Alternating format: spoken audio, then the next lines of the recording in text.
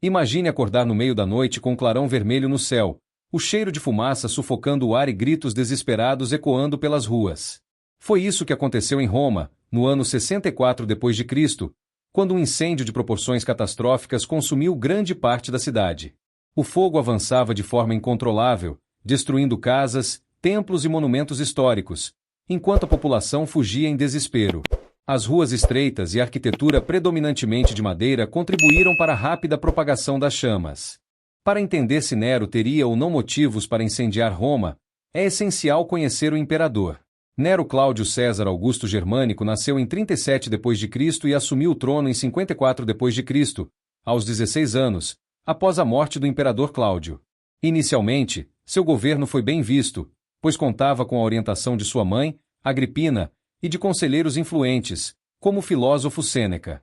No entanto, com o tempo, Nero passou a demonstrar um lado cada vez mais autoritário e extravagante.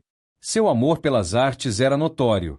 Ele se via mais como um artista do que como um imperador, participando ativamente de espetáculos públicos, cantando e atuando para plateias, o que escandalizava a elite romana.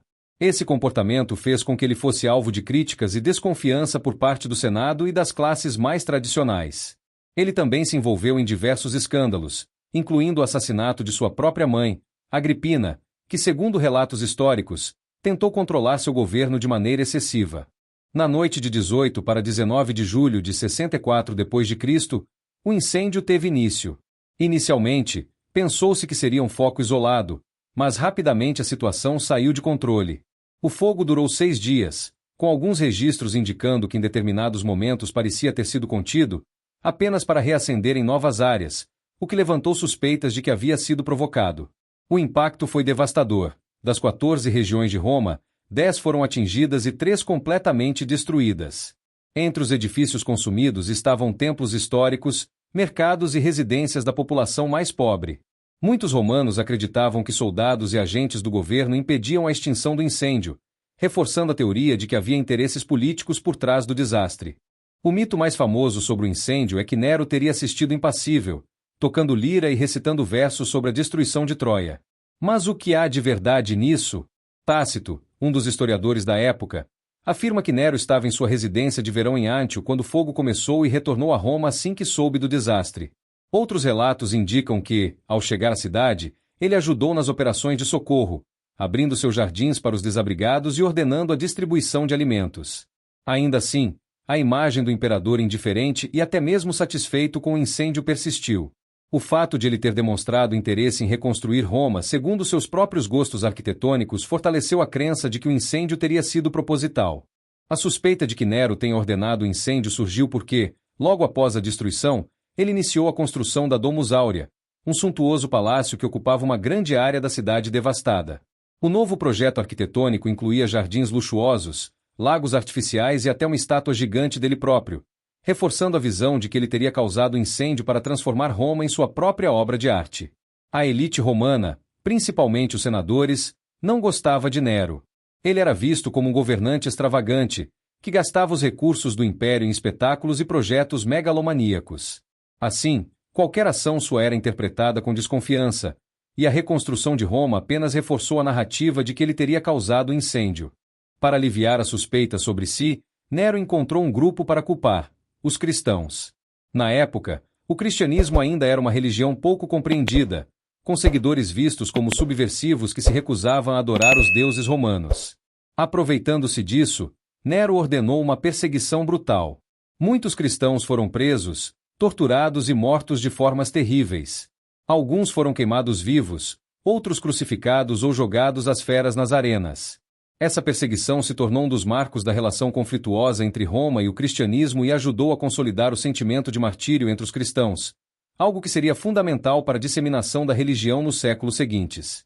O incêndio e suas consequências abalaram a confiança na liderança de Nero.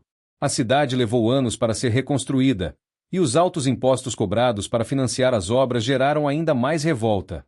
A população, que já enfrentava dificuldades econômicas, viu-se obrigada a lidar com o aumento dos tributos, o que gerou um descontentamento generalizado.